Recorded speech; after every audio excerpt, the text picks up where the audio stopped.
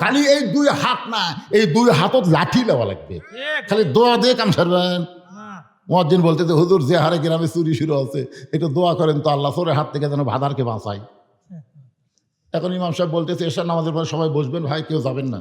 সবাই বসেছে, বলে 3 বার সূরা ইখলাস পড়েন, 11 বার দরুদ শরীফ পড়েন, 7 বার আস্তাগফিরুল্লাহ পড়েন। পড়ার পরে 2 হাত তুলে বলতেছে সবাই আল্লাহর কাছে কাঁদবেন, ভাই আল্লাহ আল্লাহ চোরের হাত থেকে ভাদারকে তুমি হেফাজত করো, আল্লাহ আল্লাহ আর যেন এই গ্রামে চুরি না হয়, আল্লাহ চোরের হাত থেকে হেফাজত করো। ইমাম যখন কান্দে কান্দে দোয়া করতেছে, চোর জানলার ওই পার থেকে বলতেছে আমিন আমিন। আচ্ছা, চোর আমিন আমিন করার কারণ কি জানেন? যে তোরা দোয়া করে ঘুমায় আর আমি চুরি করি।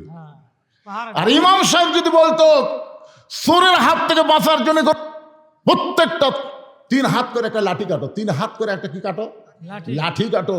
যে দিক দিয়ে চোর আসবে এই রাস্তাগুলো তোমরা চিহ্নিত করে গোপনে গোপনে প্রত্যেক রাস্তায় 5 জন লাঠি নিয়ে দাঁড়ায় থাকো, দেখি চোর কোন দিক দিয়ে আসে। এটা যদি চোর শোনে আমিন কবি? ওরে বাবা রে, 2 হাত খালি দোয়ার জন্য না রে, এই 2 হাত হলো লাঠি ধরার হাত। আল্লাহ নবী আর দোয়া করলেন না। আমরের হাত পা বলেই নবী আস্তে আস্তে হাতটা নিচের দিকে নিয়ে আসলেন। সঙ্গে সঙ্গে ওসমান গনি বললেন ইয়া রাসূলুল্লাহ, হুজুর আমরা সবাই আপনার সঙ্গে হাত তুলে দোয়া করতে চাই, অথচ আপনি দোয়া না করে হাতটা নিচে নিয়ে আসলেন। রাসূল বললেন সাহাবীরা রে, তোমাদের মধ্যে এমন কে কেউ আসো ওই আমর আমি নবীর কাছে আসার আগে তার কাছে তোমরা যাবার পারবে? তোমাদের মাঝখানে এমন কেউ আছে যে আমর আমি নবীর কাছে আসার আগে ওই আমরের সামনে যাবার পারবে? এমন কি তোমাদের মধ্যে কেউ কি আছে? প্রত্যেকটা সাহাবী মাথা নিচু করে চিন্তা করতেছে, 3.5 ওজনের তরবারি প্রতি সন্ধ্যায় 21 কেজি খায়। সবাই চিন্তা করতেছে, কিন্তু পিছনে 11 বছরের একটা কিশোর, বুঝলেন, ছোট মানুষ, আর চিন্তা ভাবনা স্যার। পিছন দিক থেকে কিশোর হযরত আলী দাঁড়িয়ে বলতেছে লব্বাইক ইয়া রাসূলুল্লাহ, আমি আমরের সামনে দাঁড়াবার চাই। আল্লাহ রাসূল বলেন এজলিস, বস। এই তুই ছোট মানুষ, তুই কি বুঝিস না? নবী বললেন সাহাবীরা রে, তোমাদের মধ্যে এমন কে কেউ আসো ওই আমরের সামনে দাঁড়াবার পারবা? সঙ্গে সঙ্গে হযরত আলী দাঁড়িয়ে বললেন লব্বাইক ইয়া রাসূলুল্লাহ, আমি আমরের সামনে দাঁড়াবার চাই। আল্লাহ রাসূল বললেন আয়। যেই নবীর কাছে আইছে নবী বলতেছেন আলী, আমর জেহাদের ময়দানে 3.5 ওজনের তরবারি নিয়ে যায়, প্রতি সন্ধ্যায় 21 কেজি খায়। এত বড় বীরের সামনে তুই দাঁড়াবি, একটাবার তোর নিজের দিকে চিন্তা কর। আলী বলতেছে ইয়া রাসূলুল্লাহ, আল্লাহ নবীর প্রতি বিশ্বাস স্থাপন করার পরে আমার ঈমান আমাকে বলে দিয়েছে আমি দুনিয়ার কোনো দিকে তাকাই না, আমি আমার আল্লাহর দিকে তাকায়া থাকি। থেকে তরবারি ওজনে হলো 1 কেজি, লম্বায় হলো 27 ইঞ্চি। কয় কেজি? 1 কেজি লম্বায় হলো 27 ইঞ্চি। চিন্তা করতেছেন কয় মন লিয়ে আসতেছে? 3.5 মন তরবারি লিয়ে আসতেছে। আর ওসমানের বাড়িতে আছে 1 কেজি 27 ইঞ্চি। কি করবেন? হুজুরে গেলে তো আর অত দরকার নাই, হুজুরা বছর অন্তর কুরবানি জব করে কিছু টাকা পায়।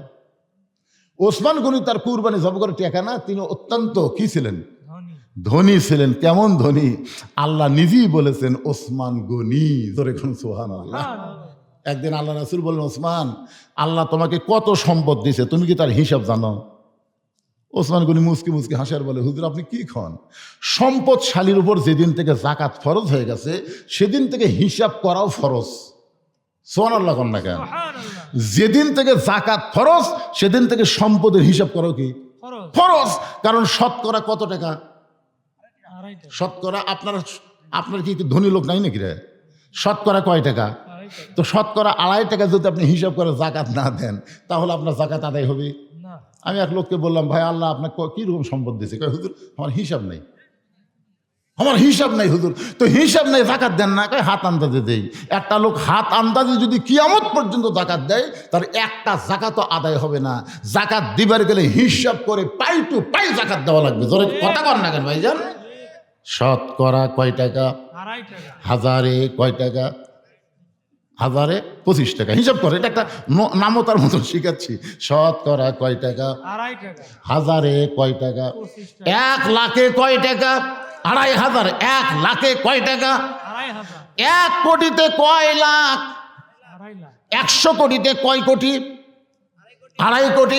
এই বাংলাদেশে 10,000 10,000 ধনী লোক আছে যাদের সম্পদ 1,000 কোটির চাইতেও বেশি। এই 10,000 লোকেরা যদি জাকাত পাই টুপাই দেয়, আমাদের বাংলাদেশে গরিব খুঁজতে গেলে অনুবীক্ষণ যন্ত্র লাগবে, গরিব খুঁজে পাওয়া যাবে। কথা কয় না বারে?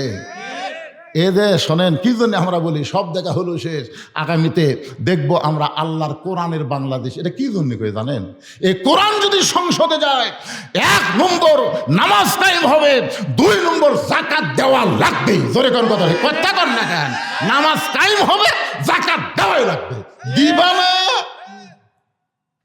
এখন চিন্তা করেন, 1,000 কোটি টাকা এরকম 10,000 লোক আছে, তারকে যাকাত দিলি আই হিসাব করেন, ক্যালকুলেটর ছাড়া হিসাব হবি না রে ভাই। আর আমাদের গরিবগুলা সুদের উপর কিস্তি লেয়। গ্রামীণ ব্যাংক আশা কি আর এই গ্রামে ঢোকার চান্স আছে? আল্লাহর কোরআন দিয়ে যখন রাষ্ট্র চলবে, একটা এনজিও থাকবে না, সব সুদ ভিত্তিক এনজিওকে মাটির তলে কবর দেওয়া হবে। জোরে কোন কথা ঠিক কিনা? কবর দেওয়া হবে। ধনীদের উপরে সংসদ থেকে নির্দেশ করা হবে, কোনো গরিব তোর বাড়িতে আসবি না, তুই গরিবের বাড়ি যা। ঠেকা গরিবের না, ঠেকা হলো তোর। শতকরা 2.5 টাকা গরিব যদি না লাই, তুই জাহান্নামে যাবি। এখন ধনীরা ব্যাগ ভরা টাকা নিয়ে আসে ঢাকার থেকে, আপনাকে বাজারে এসে টাকা নিয়ে, জানেন? টাকা আসে খালি খুঁজবি। বাজারের লোকেরা চিন্তা করবি, দরকার না খায় মর্ম, কিন্তু জাকাতের টাকা নেব না।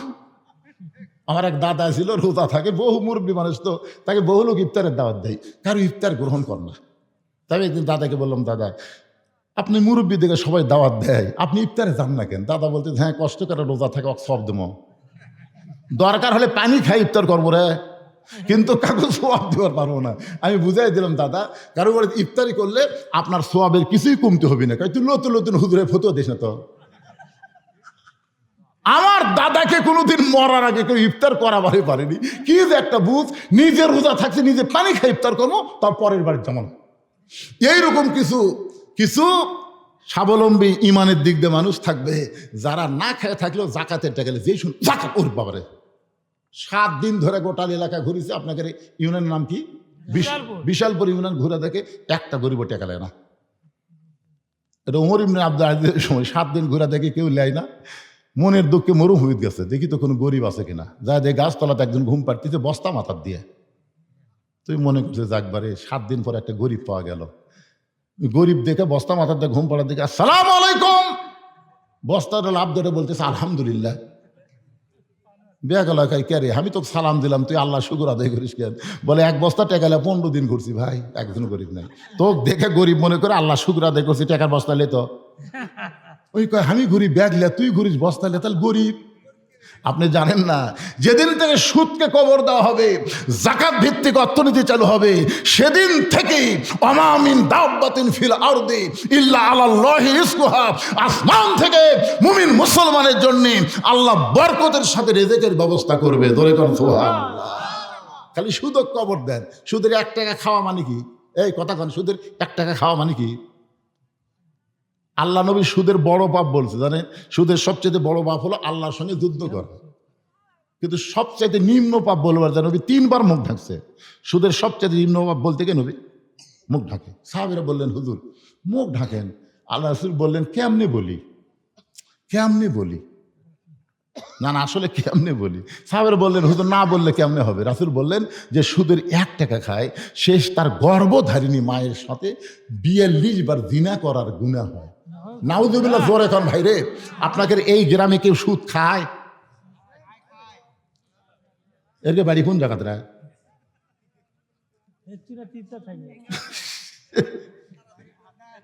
শোনেন, যদি কেউ সুদ দেয় তাকে আল্লাহ মাফ করতে পারে, কিন্তু যে খায় এটা হকুল ইবাদের মধ্যে পড়া যায়, আল্লাহ মাফ দিবে না যতক্ষণ পর্যন্ত যাদের কাছে সুদ নিছে তাদেরকে ফেরত না দেয়। আমার কথাই বুঝবার পারলেন? এই জন্য আমরা সকলে বলবো, সব দেখা হলো শেষ, আগামীতে দেখবো আল্লাহর কোরআনের বাংলাদেশ। কারা কারা রাজি? 2 হাত তোলে, আমার আল্লাহকে দেখান। এই যারা রাজি তারা হাত তোলেন।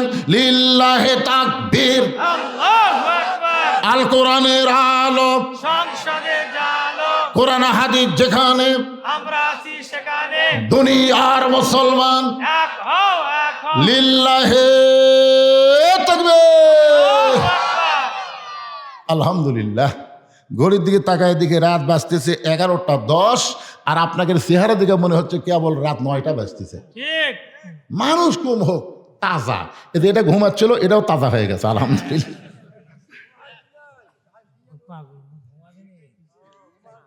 মাশাআল্লাহ মাশাআল্লাহ। ইমানে আমলে তারাক্কি দান করো, ধরে কেন আমিন। একটু মনোযোগ দিয়ে শুনবেন। আল্লাহ রাসূল ওসমান গনির কাছ থেকে 27 ইঞ্চি তরবারি ওজনে হলো 1 কেজি। ধরে কেন ওজনে কয় কেজি? 1 কেজি তরবারি নিয়ে হযরত আলীর হাতে দেব না, আলী রে তরবারির বিরুদ্ধে তরবারি নিয়ে দাঁড়ান লাগবে, তরবারির বিরুদ্ধে তসবি টুপি চলবি না। আপনারা কি মনে করতেছেন তরবারির বিরুদ্ধে তসবি টুপি চলবি? আল্লাহ নবী বললেন, আলী এই তরবারি নিয়ে আমরের সামনে দাঁড়াও। হযরত আলী এক দৌড় মারছে। রাসূল পিছন দিক থেকে বলে, আলী রে তোমাকে আমি যাবার কইছি, কিন্তু তুমি দৌড় শুরু করলা কেন? আলী বলতেছে, ইয়া রাসূলুল্লাহ, ওই কাফের আমর আপনার পবিত্র চেহারা দেখার আগে আমি আলী ওকে জাহান্নামে পাঠাবার চাই। এটা কিসের শক্তি ভাই?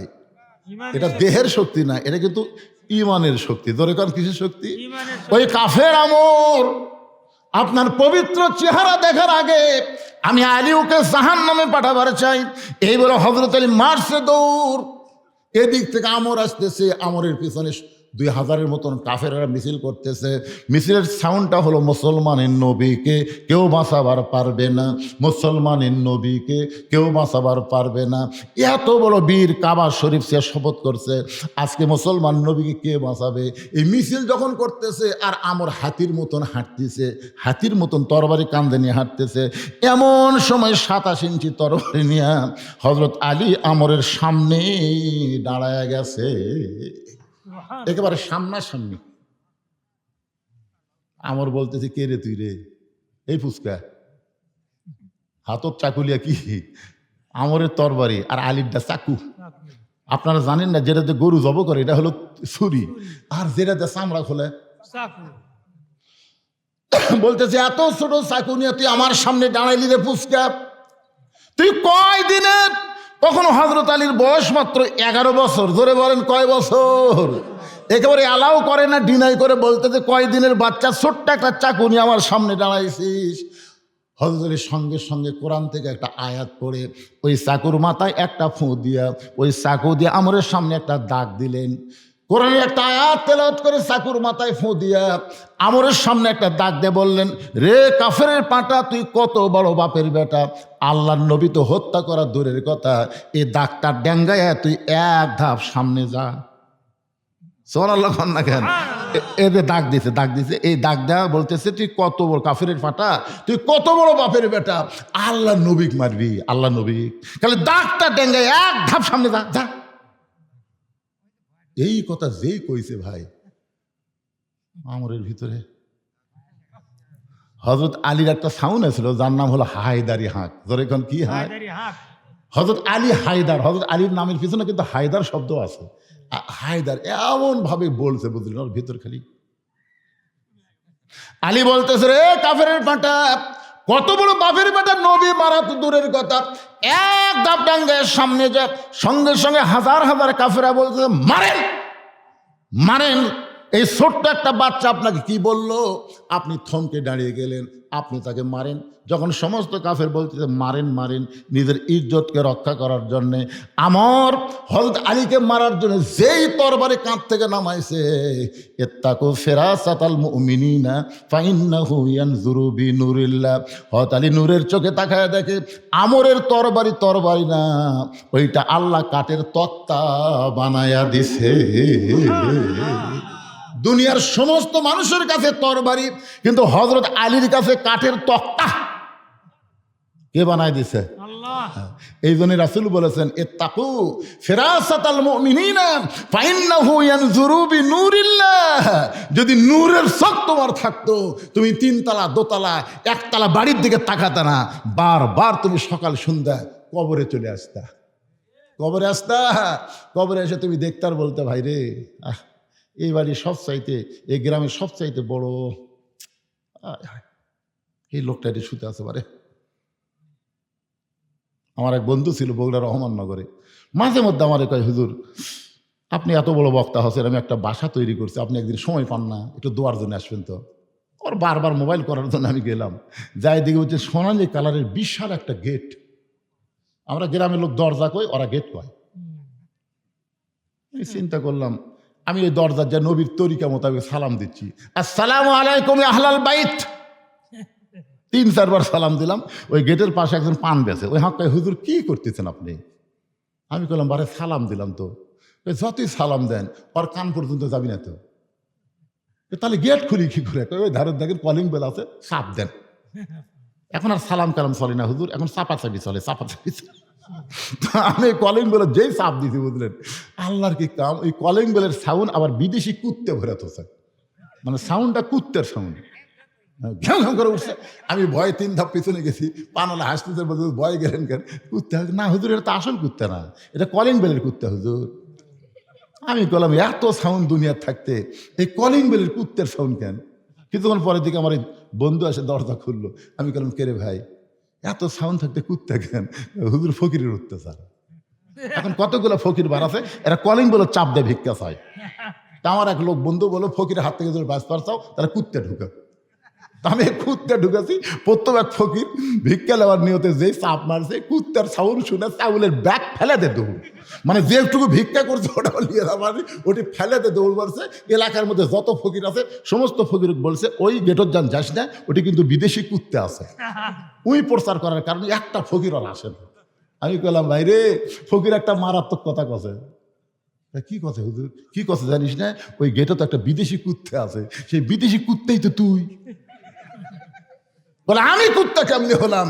আরে পাগলা, আল্লাহ কোরআনে বলেছেন, আম্মা সাইলা ফালা তানহার, সাইলকারীকে ফিরাস না। আর তুই বিদেশি কুত্তার সাউন্ড দিয়ে তুই ফকিরের ব্যাগ পর্যন্ত কাটে লিছু। আমি লাগি আর তুই লাগি, ফেলে দেখাতে সেটা কি? আমার কয়, হুজুর ভুল হয়ে গেছে, আসেন। আমি বললাম, এই বাড়ি তাহলে তোমার? আমার দিকে তাকা কয়, কি করলেন? আমি বললাম, তাহলে এই বাড়ি তোমার? হুজুর আপনি কি করলেন? আরে পাগলা, এই বাড়ি কি তোমার? তখন কয়, হুজুর কয়েক কোটি টাকা দিয়ে তৈরি করছি, তারপরও বাড়ি। আমি বললাম, তাহলে এটা কি হয়ে গেছে? কয়, হুজুর এটা বাসা হুজুর। আপনি একটা মৌলানা মানুষ, এই জন্য তো মৌলানা আসলে মূর্খ। আপনি বাসাও চিনেন না, বাড়িও চিনেন না। কয়েক কোটি টাকা দিয়ে তৈরি করছে, এটা হলো একটা বাসা। আমি তখন বললাম, ভাইজান তাহলে আব্দুল আলিম যে একটা গান গাইছে আজ থেকে 40 বছর আগে, 50 বছর আগে, গানটা কি ভুল গাইছে? বলে, আব্দুল আলিম কি গান গাইছে? আমি তখন বললাম, এ পারে তোর বসত বাড়ি, ওই পারে তোর বাসা, এ পারে তোর বসত বাড়ি, ওই পারে তোর বাসা, লাভ করিতে আইসারে ভাবে, লাভ করিতে আইসারে ভাবে, হইলারে বেদিশা, এ পারে তোর বসত বাড়ি, ওই পারে তোর বাসা। আচ্ছা, আব্দুল আলিম যে গান গাইলো, এই গানটা কি আপনারা খেয়াল করছেন? এ পারে তোমার বসত বাড়ি, ওই পারে তোমার বাসা। দুনিয়াতে প্রত্যেকটা মুসলমানের বসত বাড়ি হবে, কিছুদিন বসত করতে পারবে, কিন্তু চিরস্থায়ী থাকতে পারবে না। ওই পারে তোমার বাসা হলো, বাসার নাম হলো জান্নাত। তুমি যখন ওই পারে যাবা, তোমাকে আর ছাড়া লাগবে না। আল্লাহ চিরস্থায়ীভাবে বলে দেবেন, সালামুন আলাইকুম তিবতুম ফাদখুলুহা খালিদিন। যে জান্নাত পাওয়ার পরে আর আপনাকে ছাড়া লাগবে না। আর যত বড়ই বাড়ি তৈরি করেন, এই বাড়ি কিন্তু আপনাকে ছাড়া লাগবে। যেই বাড়ি ছাড়া লাগে, এইটার নাম হলো বসত বাড়ি। কিছুদিন বসত করা যাবে, কিন্তু চিরস্থায়ী থাকা যাবে না। এখন চিন্তা করেন, আমি বললাম, ভাইজান চোখটা বন্ধ করেন তো। তো বাসাওয়ালা বলতেছে, চোখ বন্ধ করলে কি? আরে করেন না কেন? এই যে চোখ বন্ধ করেছে, আমি তখন ওর কানের কাছে বললাম, মিশে মায়াই বন্দি থাইকা, মিশে মায়াই বন্দি থাইকা করলাম কত খেলা, পশ্চিমে তাকায়া দেখো তোমার ডুইবা গেছে বেলা, এক পলকের নাই ভরসা, মিশে সকল আশা, কখন বুঝি দারুণ ঝড়ে ভাঙবে তোমার বাসা, এই দুনিয়ার বাড়ি ঘর। সবাই বলেন না কেন, দেখেন বললে মজা লাগবে। এই দুনিয়ার বাড়ি ঘর একদিন হইয়া যাবে পর, যাইতে হবে অন্ধকার কবর। যাবেন না ভাইজান? কি কোন যাবেন কিনা? ইয়ানজুরু বিনুরিল্লাহ, হযরত আলী নূরের চোখটা তাকায় দেখে আমরের তরবারি না, আল্লাহ তাআলা ওটা কাঠের তক্তা বানায়া দিছে।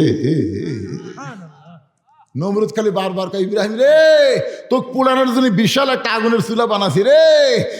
ইব্রাহিম একটা বার তাকায় দেখ। আল্লাহ কয়, ইব্রাহিম দেখো তো, দেখো। নমরুদ বারবার দেখবার কয়, তোমার দেখলে কি হয়? ইব্রাহিম কয়, আল্লাহ আমি আপনার দিকে তাকিয়ে আছি, ওদিকে তাকাবার চাচ্ছি না। আল্লাহ কয়, একবার তাকাও তো, আমি তো হুকুম করতেছি। ইব্রাহিম তাকায় দেখে আগুনের চুলা নাই, আল্লাহ শান্তির বাগান বানিয়ে দিছে। ইব্রাহিম কয়, আল্লাহ কি দেখতেছি? কয়, ওটাই তো, তোমার বাপ চলো করে টান মারবি আর তুমি শান্তির বাগানোর যাবে। নমরুদ যে চিল্লাচ্ছে আগুন আগুন কয়ে, আরে পাগলা, নমরুদ আগুনের চুলা বানাবার পারে, কিন্তু আগুন জ্বলানোর ক্ষমতা নমরুদের হাত নাই। তো আগুন জ্বলানোর ক্ষমতা কার হাত? আল্লাহর হাতে। ফেরাউন খালি বারবার বলে, মুসা রে আর পলাবার পারবি না, সামনে সাগর, তিন দিকে আমরা সৈন্য লাঠি না দাঁড়াই আছি, সামনে সাগর, তুই পলাবি কোন দিক দিয়ে? আল্লাহ কয়, মুসা, ফেরাউন বারবার সাগর কয়, একবার তাকায় দেখো। মুসা বলতেছে, আল্লাহ কি দেখবো, আমি তোমার দিকে তাকায় আছি। হাসবি আল্লাহ নিমাল ওয়াকিল অনিমাল মওলা অনিমান নাসির। আল্লাহ বলেন, নাসরুম মিনাল্লাহি ওয়া ফাতহুন কারীম ওয়াবাশশিরিল মুমিনিন। হাতের লাঠির আঘাত করছে আল্লাহ তাআলা, 12 লাইন রাস্তা বানায়া দিছে। আপনার বলেন তো, সে আল্লাহ বর্তমানে আছে না নাই? এই যে কিছুদিন আগে ভারতের এক উগ্রপন্থী মন্ত্রী কি কইছে, যে বাংলাদেশে দিন দিন মৌলবাদীরা বাংলাদেশকে দখল করার পায়তারা করতেছে। এই মৌলবাদীরা বলতেছে সব দেখা হলো শেষ, আগামীতে দেখবো কোরআনের বাংলাদেশ। কিন্তু বাংলাদেশের হুজুররা তো জানে না, তিন দিকে ভারত, একদিকে সাগর। যদি ভারত একবার হুজুরদের ধরে, এই মৌলবাদীদের ধরে, এরা পলানোর কোনো রাস্তা খুঁজে পাবি না। সাথে সাথে আমি ফেসবুকে পোস্ট দিলাম, এই নেংটির বাচ্চারা, তোরা মুসানবী চিনিস? মুসানবী যদি চিনা থাকিস এ কথা বলিস না। তোরা যে সাগর দেখাবি, আল্লাহ সেই সাগর আমাদের জন্য রাস্তা বানাই দিবে। জোরে কোন কথা ঠিক কিনা? তোরা অস্ত্রের ঝনঝনানি, পারমাণবিক অস্ত্র, অ্যাটম বোমা নিয়ে মোশান মারিস না। নমুদের আগুনের চুলা যদি আল্লাহ শান্তির বাগান বানায় দেয়, তোদের বোমাও আল্লাহ মুসলমানের জন্য মিষ্টি বাঙ্গি তরমুজ বানায় দিবে। জোরে কথা কোন পারিতে পারে না। ওরা ভারত থেকে বোম মারবি, আপনাকে এই জামাইল এলাকাতে এসে ওই বোমা পড়বি, পড়ে মাটির উর্বর শক্তি দেখে আল্লাহ কবি, এই বোমা ইসাব্বিহুলাহু মা ফিস সামাওয়াতি ওয়াল আরদ, আসমান জমিনের মধ্যে যা কিছু আছে সব তসবিহ করে কার? আল্লাহ। তাহলে বোমার মধ্যে অনুপরমাণু কার তসবিহ করে? আল্লাহ। তো বোমা বলতেছে, আল্লাহ আমরা কি করব? ওরা তো নিংটির বাচ্চারা তো মারলো, কিন্তু মুসলমানের জেহাদি ময়দানে এসে আমরা কি করব? আল্লাহ বলে, মাটির পরশে তরমুজ হয়ে যা, ওই এলাকার যেটা ভালো হয় সেটাই হোক। এখন আপনাকে এলাকার মনে করেন তরমুজই ভালো, বড় একটা তরমুজ পড়ে আছে, ছেলেরা কয়, কে রে, ওটা কি দেখা যায় না? তো যাই দেখে তরমুজ, বাড়ির থেকে দাও বটি যা আছে বললেন সব কাটে কাটে খাচ্ছে। ওরা অনুবীক্ষণ যন্ত্র দেখতেছে বোমা যে জামাইল পড়লো, বোমার খবর কি? ওরা দেখে যে কাটিয়ে খাচ্ছে। নেংটির বাচ্চারা, জানিস না রে নেংটির বাচ্চারা, আমরা আমেরিকা, রাশিয়া, ব্রিটেন, ফ্রান্স, ভারতকে ডরাই না, আমরা ভয় করি আল্লাহর। জোরে বলেন কার? এই জন্য আল্লাহ বললেন, আত্তাকুল্লাহ হাক্কা তুকাতিহি ওয়া লা তামুতুন্না ইল্লা ওয়া আনতুম মুসলিমুন। হযরত আলী এক লাফে তরবারি যখন তক্তা দেখছে, এক লাফে ওই তরবারি তক্তার উপরে উঠে, আলীর হাতে যেই ছুরি আছে তার লম্বা হলো 27 ইঞ্চি, ওজন হলো 1 কেজি, বিসমিল্লাহ কয়ে মারছে। ওই তরবারি তক্তার উপরে উঠে বিসমিল্লাহ কয়ে, মানে আমরের ঘাড়ও 27, ছুরিও 27, একের খাপের খাপ মিলে গেছে পারে। শুধু ঘাড়ের সঙ্গে লাগাইছে, সঙ্গে সঙ্গে আমরের দেহ একদিকে, মাথা একদিকে পড়েছে। সমস্ত কাফের দেহ দৌড়, যত কাফের আসলে একটা আর নাই। এমন সময় আল্লাহর নবী এসে বলতে চাইলি রে, তুমি কি জানো তোমার ডিগ্রি হলো এই মুহূর্তে আসাদুল্লাহিল গালিব। আলী চোখের পানি বের করে বলতেছি, ইয়া রাসূলুল্লাহ, আমি কিন্তু মারিনি। ওকে আল্লাহর নবী, আমি কিন্তু মারিনি। আল্লাহ রাসূল বলে, কি বলতেছে? হুজুর বিশ্বাস করেন, আমি কাল ঠেকাছি। এই ঠেকাতে কিভাবে দুই ভাগ হলো আমি নিজেও তো চিন্তা করে পারতেছি না। আল্লাহ রাসূল এভাবে আঙ্গুল তুলে বললেন, যে কথা একবার কইছো এ কথা আর কইও না, আমার কাছে কসো কসো, এটা যেন আর কারি কাছে কইও না, কারণ তোমার ডিগ্রি কিন্তু আসাদুল্লাহিল গালিব, এটা আমি দেইনি, স্বয়ং আসমান থেকে আল্লাহ দিছে। জোরে কোন সুবহানাল্লাহ। আলী বলতে যে হুজুর আমি কিন্তু মারি নাই। রাসূল বলেন, চুপ, আর বলবো না। হযরত আলী এই যে চুপ করলেন, কয়েক বছর পর তাবুকের যুদ্ধে কামুজ দুর্গের দরজা দেই দরজা খুলতে লাগে 100 জন, লাগাইতে লাগে 100 জন। এত বিশাল একটা দুর্গের দরজা। জিহাদের ময়দানে হযরত আলীর ঢালটা যখন পড়ে গেছে, উপর হয়ে ঢালটা না নিয়ে এক দৌড়ে গিয়ে দরজা হেঁচকা টান মারছে। যে হেঁচকা টান মারছে, গোটা দুর্গের দরজা হযরত আলীর হাতে ঢাল হয়ে গেছে। একটা দুর্গের দরজা হাতের মধ্যে উঠে আসে। কাফেররা কয়, কে রে, মানুষ নাকি রে? সমস্ত কাফের যখন ভয়ে দৌড় দিছে, হযরত আলী রাগ করে দরজা ফেলে দিছে, 80 গজ দূরে গিয়ে পড়ছে। সাহাবেরা নবীর কাছে গিয়ে বলতেছি, ইয়া রাসূলুল্লাহ, আজকে আলীর কারণে আমরা যুদ্ধে জয় হলাম, আজকে আলীর কারণে আল্লাহ আমাদের বিজয় দিল। নবী কোনো কথাই বলতেছে না। কিছুক্ষণ পরে হযরত আলী, আল্লাহ রাসূল বলে, আলী খবর কি? আলী বলতেছে, হুজুর আপনি কি শোনেন নাই? শুধু দরজা টান দিছি, হেঁচকা টান, হাতে ঢাল হলো, ওরা সব ভয়ে চলে গেল। হুজুর এত জোরে দরজা ফেলে দিলাম, 80 গজ দূরে গিয়ে পড়েছে। আল্লাহ নবী বলেন, কথা কি সত্য? আলী বলতেছে, বিশ্বাস যদি না হয় তাহলে আমার সাথে চলেন। নবীর সামনে সামনে, হযরত আলী পিছনে পিছনে, ওই যে দরজা দেখা যায়। রাসূল বলেন, আলী রে, যে দরজা ফেলে দিলে 80 গজ দূরে গিয়ে পড়লো, ওই দরজা একটু ওপর দিকে তোলো। হযরত আলী দৌড়ে গিয়ে দরজা ধরে নাড়ে, নিজে নড়ে কিন্তু দরজা নড়ে না। সমানে দরজা টানে, নিজেই নড়ে কিন্তু দরজা নড়ে না। আলী চোখ দিয়ে দর দর করে পানি পড়তেছি, ইয়া রাসূলুল্লাহ, হেঁচকা টান দিলাম, হাতে ঢাল হলো, এখন দরজা ফেলে দিলাম, 80 গজ দূরে গিয়ে পড়লো, নিজে দরজা এত টানি কিন্তু দরজা নড়ে না। রাসূল বলে, আলী রে, একদিন তুমি কিন্তু বলেছিলে আমি মারি নাই, তোমার কি মনে আছো? আমি মারি নাই, তাহলে কে মারছে?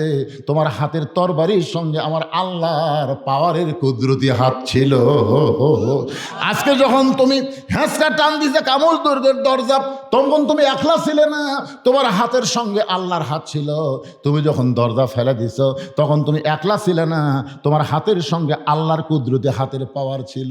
কিন্তু আলী রে, এখন তুমি একলা হয়ে গেছ, এখন দরজা টানো, নিজে নড়ো কিন্তু দরজা নড়ে না। এখান থেকে প্রমাণ হলো, আল্লাহ রাস্তায় কোনো বান্দা যখন মুজাহিদ হবে, ওই বান্দা নিজের শক্তিতে জিতবে না, আল্লাহ রহমত, আল্লাহর পাওয়ারে আল্লাহ তারে বিজয় দিয়ে দিবে। আমরাও চাই এই বাংলার জমিনে আল্লাহর কোরআনের বিজয় হোক। জোরে কোন চাই কি চাই না? আমরা যখন বলবো হাত তোলে, আমাদের সঙ্গে কিন্তু আল্লাহর রহমতের হাত আছে না নাই? রে আল্লাহর বান্দার, একটু মনোযোগ দিয়ে শুনবেন। হযরত আলী যে আয়াত পড়ে ছুরির মুখে ফুঁক দিয়া মাটিতে টান দিয়ে বলেছে, তুই কত বড় কাফেরের পাটা, আল্লাহ নবী তো হত্যা করা দূরের কথা, খালি দাগটা ডেঙ্গায় সামনে যা। কোরআন থেকে যে আয়াতটা তেলাওয়াত করে ওই চাকুতে ফুঁক দিল, মুসলমান হিসেবে আমাদের জানার দরকার আছে না নাই? অবশ্যই আমি আপনাদের জানাবো। এখন হোসেন বলতেছে, রে ইয়াজিদের চামচারা, আমার মা শুধু খাতুনে জান্নাত নয়, আমার মা হলো ফাতেমা তো জোহরা।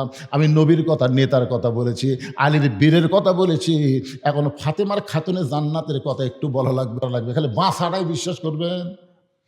ইমানের সাথে তার মৃত্যু হোক, এই দোয়াটাই হলো সবচাইতে দামি দোয়া। জোরে কোন কথা ঠিক কিনা? যাওয়া লাগবেই, খামাকা বেঁচে থাকা লাভ কি? বরং ইমানের সাথে যাওয়াটাই উত্তম। এই জন্য সবাই একটু মনোযোগ দিয়ে শুনবেন। কবরস্থানের উন্নতি কল্পে আজকের এই জান্নাতের বাগানে, আজকের এই মাহফিলের সম্মানিত সভাপতি আলহাজ মোহাম্মদ হানিফ উদ্দিন, তাই না? উনি নাই মনে হয়, কে সেটা? আচ্ছা, তো হাজি সাহেব তেটি বসে আছেন, মাশাআল্লাহ। আজকের এই মাহফিলের সম্মানিত সহসভাপতি কয়েকজন, সভাপতি এবং সহসভাপতিদেরকে অন্তরের অন্তঃস্থল থেকে আমি শুভেচ্ছা জ্ঞাপন করছি। আজকের এই মাহফিলের সম্মানিত প্রধান অতিথি আলহাজ কাজী মৌলানা মোহাম্মদ রকুনুজ্জামান। গতবার আমার ভাইকে আমি দেখছি, এবারও দেখলাম। কি ঘুম ধরতেছে নাকি? ঘুম পড়া চলবে না, এটি বসতে হবে। আচ্ছা আচ্ছা। আজকের এই মাহফিলের সম্মানিত বিশেষ অতিথিবৃন্দ, সম্মানিত সুধীজন, আজকের এই মাহফিলের সম্মানিত ওলামায়ে কেরাম, সম্মানিত বক্তাগণ, আমার সামনে যারা বসে আছেন খুব কষ্ট করে আরামের বাড়ি আরামের ঘুমকে বাদ দিয়া কোরআন হাদিসের মহাব্বত কলিজার মধ্যে নিয়ে আজকের এই জান্নাতের বাগানে আমার সামনে যারা বসে আছেন, যাদেরকে আল্লাহ তাআলা কবুল করেছেন, সুবহানাল্লাহ বলেন। একটা কথা মনে রাখবেন যে আপনি নিজের ইচ্ছায় কিন্তু এখানে আসতে পারেন নাই। আল্লাহ যদি না চাইতো আমরা এখানে আসতে পারতাম? কত মানুষই তো আপনাদের ভাদার গ্রামে আছে, সবাইকে আসতে পারছে? একমাত্র আল্লাহ যাদেরকে পছন্দ করেছে কেবলমাত্র তারাই আমার সামনে বসে আছেন। আমি আমার অন্তরের অন্তঃস্থল থেকে আপনাদের সবাইকে শুভেচ্ছা জ্ঞাপন করছি। সম্মানিত মা বোনেরা, পর্দার অন্তরালে বসে বসে যারা আলোচনা শুনতেছেন তাদেরকে শ্রদ্ধা জ্ঞাপন করে দীর্ঘ 1 বছর পরে আমি জানতে চাচ্ছি আপনারা সকলে কেমন আছেন? আলহামদুলিল্লাহি রাব্বিল আলামিন। যে আল্লাহ শারীরিক সুস্থতা, মানসিক প্রশান্তি দান করে আজকের এই জান্নাতের বাগানে আমাদের কবুল করলেন, আমরা সে আল্লাহর উপর খুশি না বেজার? তাহলে জবান খুলে সমস্বরে সকলে বলবো রব্বানা লাকাল হামদ হামদান কাসীরান তাইয়িবান মুবারাকান ফীহি। আমরা এমন একজন আল্লাহ পাইছি ভাই, যে আল্লাহ পাওয়া হলো ভাগ্যের ব্যাপার। ধরে কর সুবহানাল্লাহ। কত মানুষ দুনিয়াতে বসবাস করে, কেউ ভগবান পাশে, কেউ গড কয়, কেউ ঈশ্বর কয়, কে কি কয় তা ঠিক নাই। আবার আমাদের মুসলমানের মধ্যে কিছু লোক আছে, ওরা আবার অহংকার করে আল্লাহ না কয়, কয় উপরওয়ালা। এরকম কিছু আছে না নাই? সেদিন দেখলাম বাংলাদেশের একটা বড় একজন নেতা ভাষণ দেওয়ার বলতেছে উপরওয়ালার ইচ্ছায় আমরা ভালোই আছি। আচ্ছা, উপরওয়ালা এটা কে?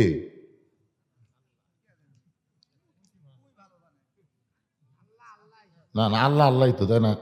একটা লোক যদি সবসময় জিকির করে উপরওয়ালা উপরওয়ালা উপরওয়ালা উপরওয়ালা, ওই একটা সব পাবে। আর একবার যদি আল্লাহ হয় আর আল্লাহ যদি কবুল করে, আল্লাহ তার জীবনের সমস্ত গুনাহ মাফ করে দেয়।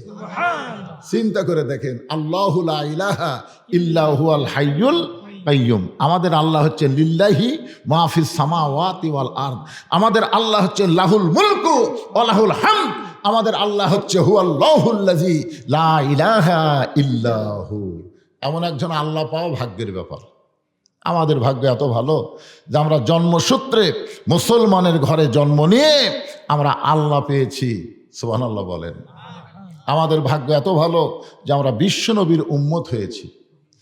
আমাদের বাংলাদেশে অনেক মুসলমান আছে যারা শুধু নবীকে নবী বিশ্বাস করে, কিন্তু নেতা হিসাবে বিশ্বাস করবার চায় না। আমাদের নবী কিন্তু শুধু নবী না, আমাদের নবী হলেন বিশ্ব নেতা। দরিকন ঠিক না? ছোট্ট একটা কথা বলি, হোসাইন রাদিয়াল্লাহু তাআলা বসে আছেন। হোসাইন রাদিয়াল্লাহু, নবীর নাতির নাম কি? ছোট নাতির নাম হল হোসাইন। এরা সামনে কাতারে ছোট ছোট বাচ্চারে, এই যা তো তোরা যা, তোর তো আবার এমনি দেওয়া হবে, অসুবিধা নেই। লাফালাফি করে, কি করে না করে, এটা তো আরো ছোট, যেটা কি রে, আর গাঁও তো শীতের কাপড়ও নাই রে বারা।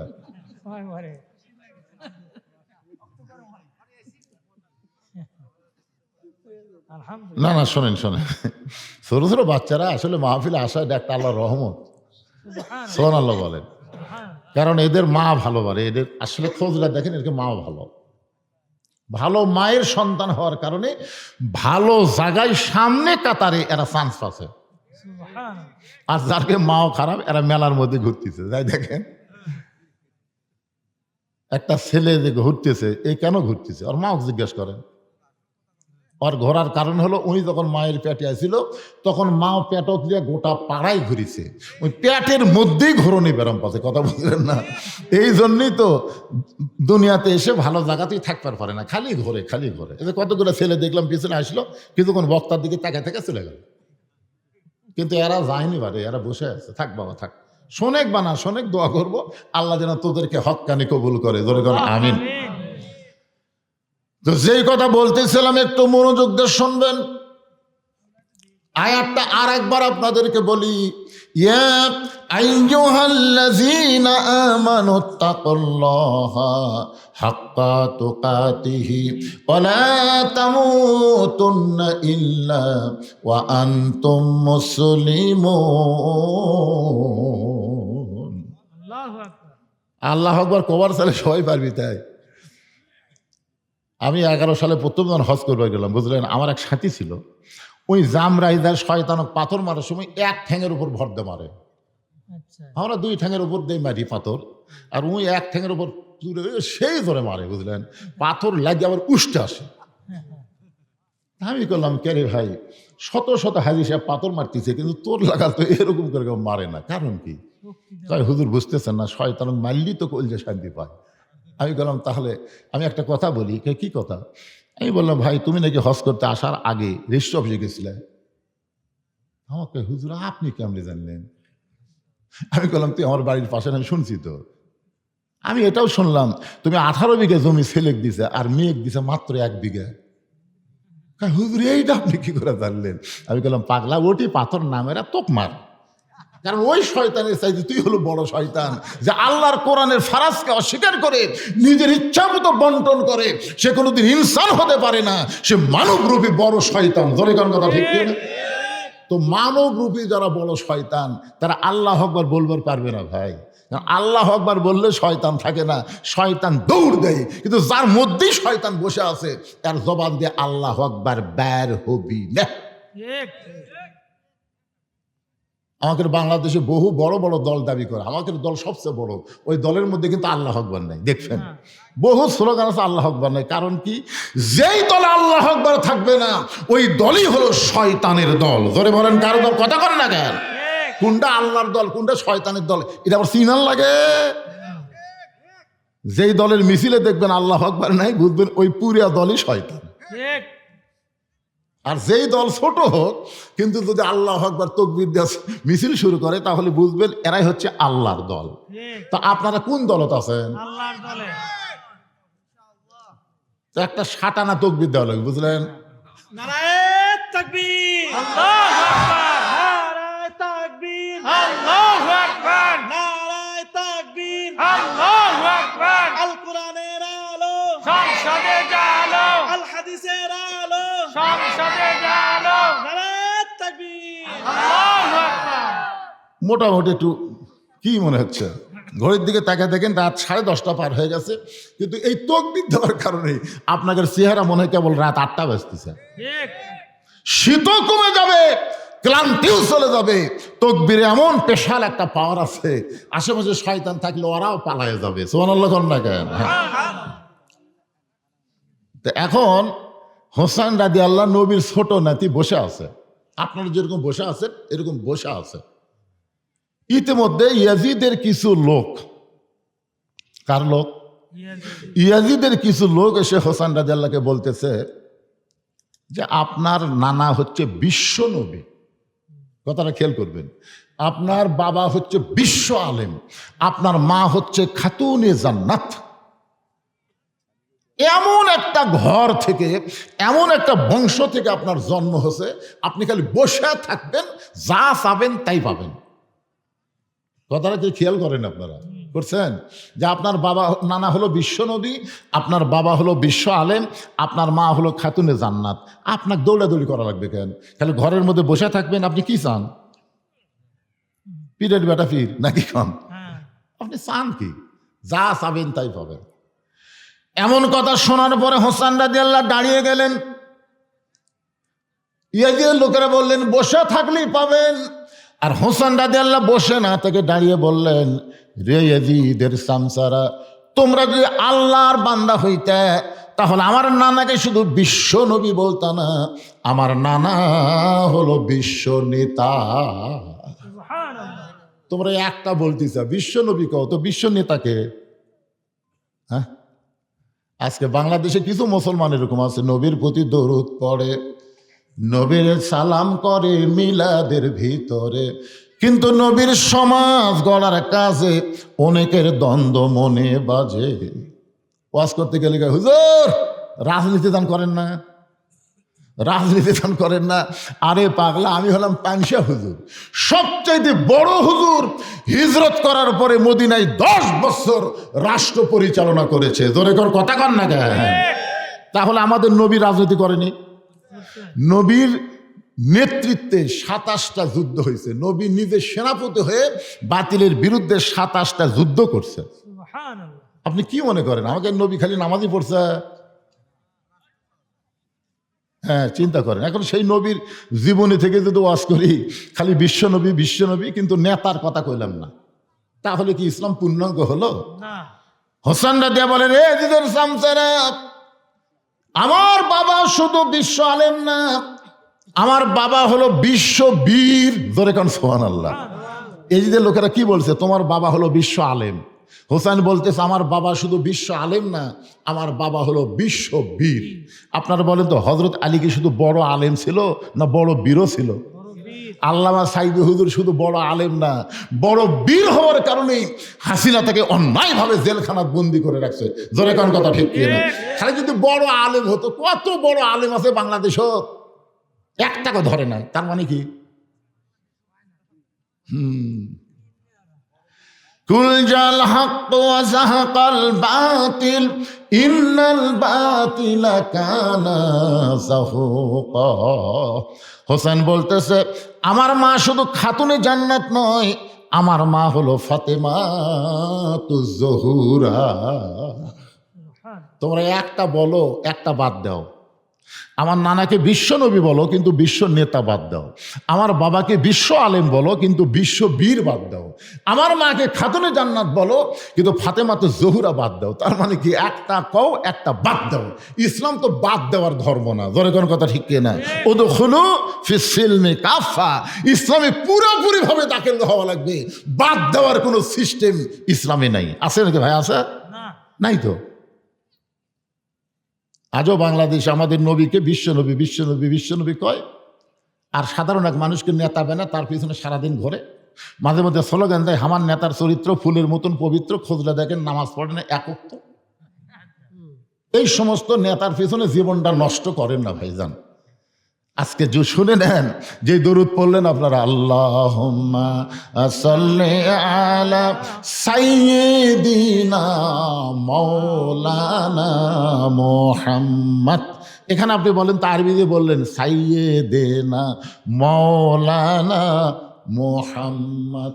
তার মানে দরুদের মধ্যে আপনি নেতা স্বীকার করলেন, কিন্তু দরুদের বাহিরে আপনি নেতা মানলেন না।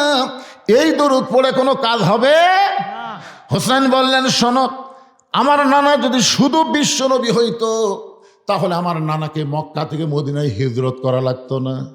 আমার নানা বিশ্ব নেতা হওয়ার কারণে আবু জেহেল চিন্তা করলো, নেতা থাকবো আমি, আর আবদুল্লাহর পোলা থাকবে ইমাম। আমাদের নবী ইমাম থাকলে কোনো সমস্যা নেই, কিন্তু নেতা যেই হওয়ার সচেতন আবু জেহেল করে, ই যদি নেতা হয় তাহলে আমার খবর কি রে?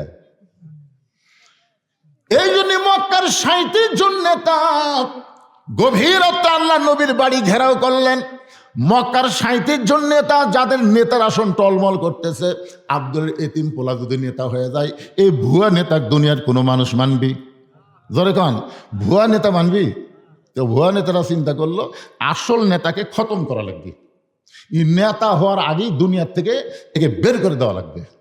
এই জন্য গভীর রাত্রে 37 জন নেতা আল্লাহ নবীর বাড়ির চারিধার ঘেরাও করছে হত্যা করার জন্য। সবার হাতে একটা করে লাঠি আছে, কেউ বর্ষা লিছে, কেউ তীর ধনুক দিছে, এক একজন এক একটা লিয়ে নবীর বাড়ির চারিধার ঘেরাও করছে। নবী হত্যাই করবি। এমন সময় আল্লাহ নবী আলীর কাছে এসে কানে কানে বলতেছে, আলী রে, আমার বিছনায় তোমার ঘুম পাড়া লাগবে।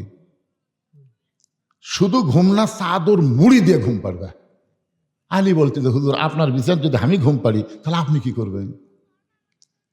আল্লাহ রসুল বললেন, আজকে রাত্রেবেলায় আমার মক্কা ছেড়ে মদিনার পথে রওনা দেওয়া লাগবে। আলী বলতেছে, হুজুর, আমি জানলা দিয়ে তাকে দেখলাম অনেকগুলো নেতা লাঠি সোটা নিয়ে দাঁড়িয়ে আছে।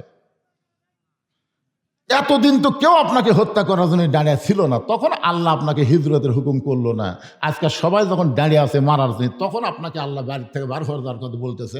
আমার মনে হয় আল্লাহ ইচ্ছা করে, এইগুলো সব আল্লাহ ইচ্ছা করে আপনাকে মার খাওয়ার জন্য করতেছে। আল্লাহ রাসূল বলেন, আলী তোমার কাজ হলো বিছনায় চাদর মুড়ি দিয়ে ঘুম পড়ো, আর আমার কাম হলো হিজরত করা। জোরে কান সুবহানাল্লাহ। নবী দরজা খুলে দেখে 37 জন নেতা অস্ত্র শস্ত্র নিয়ে দাঁড়ায় আছে। নবী বললেন, আল্লাহ তাহলে এখন কি করব? আল্লাহ বললেন, আপনার উপর যেই কিতাব নাজিল করেছি সব সমস্যার সমাধান। দিতে পারে অনুনাজ্জিলু মিনাল কুরআনি মা হুয়া শিফাউ ওয়া রাহমাতুল লিল মুমিনিন। সূরা ইয়াসিন থেকে 3টা আয়াত পড়ে এক মুষ্টি বালির মধ্যে ফুঁক দিয়ে আপনি বালু ছিটিয়ে দেন। আল্লাহর হুকুম মোতাবেক নবী যখন বালু ছিটিয়ে দেয়, আল্লাহ তাআলা 37 জন নেতার মধ্যে ওই চোখের মধ্যে ওই বালুগুলো ঢুকাইয়া দেয়। যেরকম সুবহানাল্লাহ। নবী উপর দিকে ছিটা দিয়েছে আর ঢুকা দিয়েছে কে? আল্লাহ। ওরকে হাতত লাঠি শোটা যায় ফেলে দিয়ে বালু চোখে ঢুকলে আরো লাঠি ফেলে দেখালি চোখ ডলতেছে। রাসূল কয়, আল্লাহ কি সুযোগ, এখন ইচ্ছা মতো ওরকে লাঠি দিয়ে ওরকে পাশাত বাড়ান যাবি। আল্লাহ হচ্ছে আজকে বাড়ি না, আজকে আপনি যান, জাগা মতো বাড়ি হবি, কারণ 24 সালের 5ই আগস্ট আসা লাগবে। এখন কথা ঠিক না, আগে বাড়ি আগে 15.5 বছর দৌড়াদৌড়ি। এখন কথা ঠিক না। সিরাজগঞ্জ রোডে আমি আমার বউকে মোবাইল করে বললাম, গো পরিবেশ কি? আমি 2 কেজি চমচম নিছি। আমার বউ বলতেছে, আসতেছেন? জি। তাহলে আপনি আসেন না। কেন? বলে সন্ধ্যা থেকে পুলিশ বাড়ির দরজা ঘুরতেছে, আপনি আসেন না। চিন্তা করছেন, রোড থেকে আর বাড়ির দিকে আসতে মন চাচ্ছে, বউ বলতেছে আসেন না। আমার শ্বশুরকে মোবাইল করলাম যে, বাবা আব্বাজান আমি একটু আপনার বাসার যাবার চাই। বলে তোমার বাড়ি বাদ আমার বাসার কেন? বলে আমার বাড়ির দরজা পুলিশ ঘুরতেছে। শ্বশুর বললো, নাউজুবিল্লাহ, আপাতত না আসাই ভালো, কারণ তুমি যাবে যেখানে পুলিশ যাবে সেখানে দরকার নেই। আমার যত বন্ধু বান্ধব আছিল সবাইকে বললাম, ভাইরে আজকে রাতে একটু তোমাকে বাসার থাকবার চাই। সব বন্ধু বান্ধব বলতেছে তুমি গজবে আসো, দরকার নেই। শেষ পর্যন্ত গাড়ি এক জায়গা থুয়ে আর এক জায়গা আলুর বাগড়ের মধ্যে আমরা শুয়েছিলাম কতদিন। কি মনে করছেন এইরকম নির্যাতনের পরে 24 সালের 5ই আগস্ট কি কন পিটাপিটির দিন আসেনি? একটা পুলিশ দেশে উঠছে। একটু মনোযোগ দেন। রাসূল আল্লাহ বলেন, হাবিব আজকের মতো আপনি পালায়া যান, আপনাকে যা বলে আপনি তাই করেন। সময় মতো মার দেওয়া হবে, জায়গা মতো মার দেওয়া হবে। নবী চুপি চুপি আবু বকরের দরজা দিলেন। আবু বকর বলে ডাক দেওয়া মাত্রই দরজা খুলে গেল। নেতাও যেমন কর্মীও তেমন। জোরে করে সুবহানাল্লাহ। দরজা ঢক ঢক করা লাগে নাই, কলিং বেলে কোনো চাপ দেওয়া লাগে নাই, চিল্লা চিল্লি করা লাগে নাই, শুধু আস্তে করে বলেছেন আবু বকর, সঙ্গে সঙ্গে দরজা খুলে গেল। নবী চোখের পানি নিয়ে বলে, আবু বকর আমি যে আসতেছিলাম এইটাকে তুমি আগে থেকে জানো, আমি ডাক দাও মাত্রই তুমি দরজা খুলে দিলে। আবু বকর বলে, রাসূলুল্লাহ কয়েক মাস আগে আপনি বলেছিলেন একদিন গভীর রাত্রে মক্কা থেকে মদিনায় হিজরত করা লাগতে পারে, আমাকে সঙ্গে করে আপনি মদিনায় যাবেন। সেদিন থেকে আজ পর্যন্ত কোনো রাত্রিবেলা ঘুমাইনি, বরং সারা রাত আমি দরজার কাছে দাঁড়িয়ে থাকি।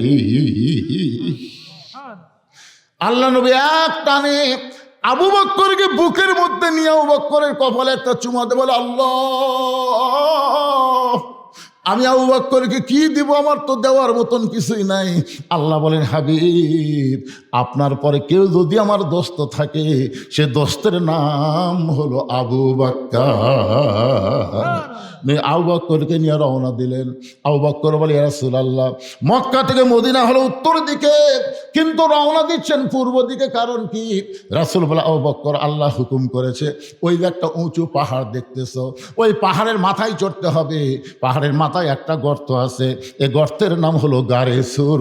এই গর্তের মধ্যে আমাদেরকে আত্মগোপন করা লাগবে। সুবহানাল্লাহ বলেন। আল্লাহ নবী আবু বকরকে আত্মগোপন করেছেন।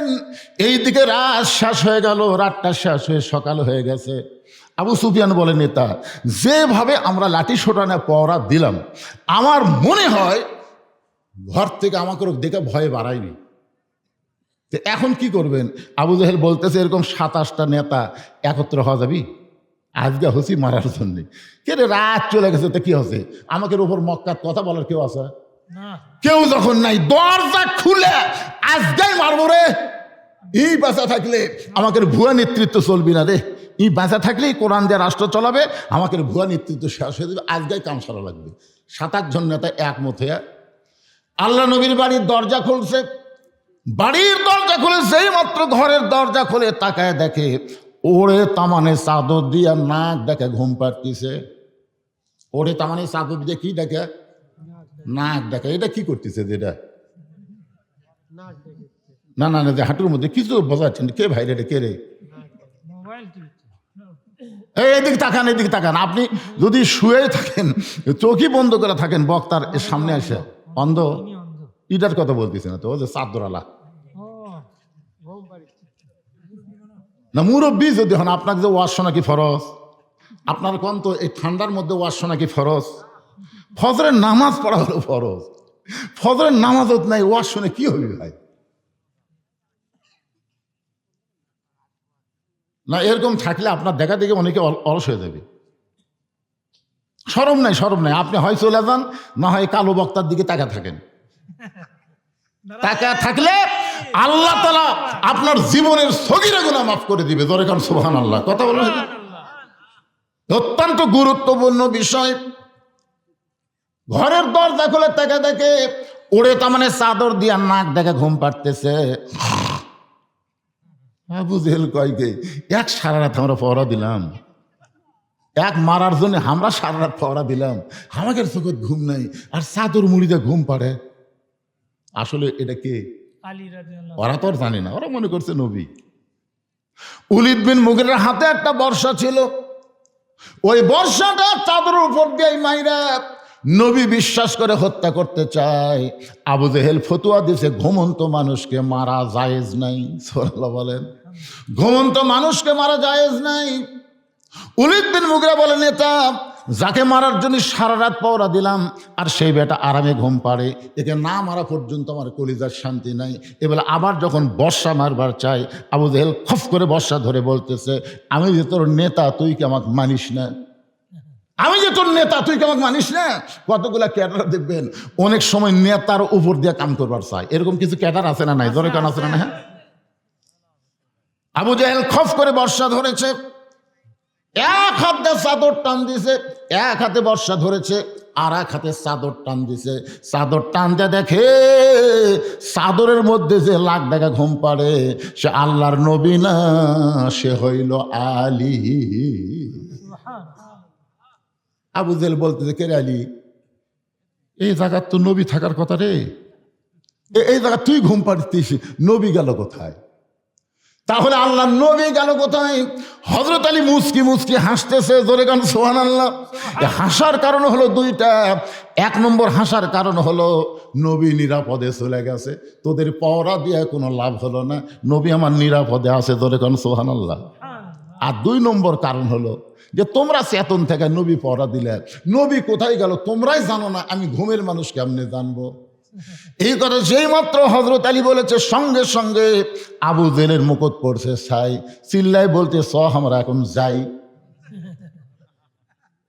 আবু সুফিয়ান বলে, নেতা এরই জন্যই তো আমরা তো জানলাতে বহুবার দেখছি, কিন্তু এরই জন্যই তো, ই শুয়ে না থাকলে তো এক না হয় আমরা সাইজ করি। যেই বলছে আবু সুফিয়ান, নেতা এরই জন্যই তো, ই শুয়ে না থাকলে তো আমরা বুঝতে পারতাম না, তাহলে এক সাইজ করি। সঙ্গে সঙ্গে হযরত আলী দুই হাত বাড়ায় ডাকতেছে, আয়। সুবহানাল্লাহ।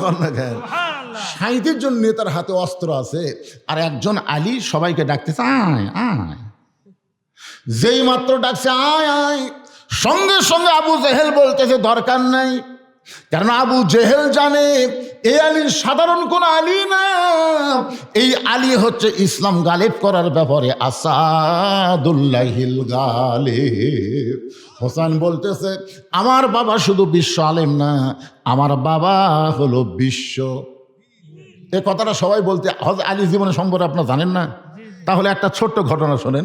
তিহিমা প্রান্তরে নবী যখন সাহাবীদের নিয়ে আলোচনা করতেছে, এমন সময় নবীর চোখ দিয়ে দর দর করে পানি পড়তেছে। তো ওসমান গনি বলে, ইয়া রাসূলুল্লাহ, এত সুন্দর আলোচনা করেন হুজুর, কিন্তু আপনার চোখ দিয়ে পানি পড়ে কেন?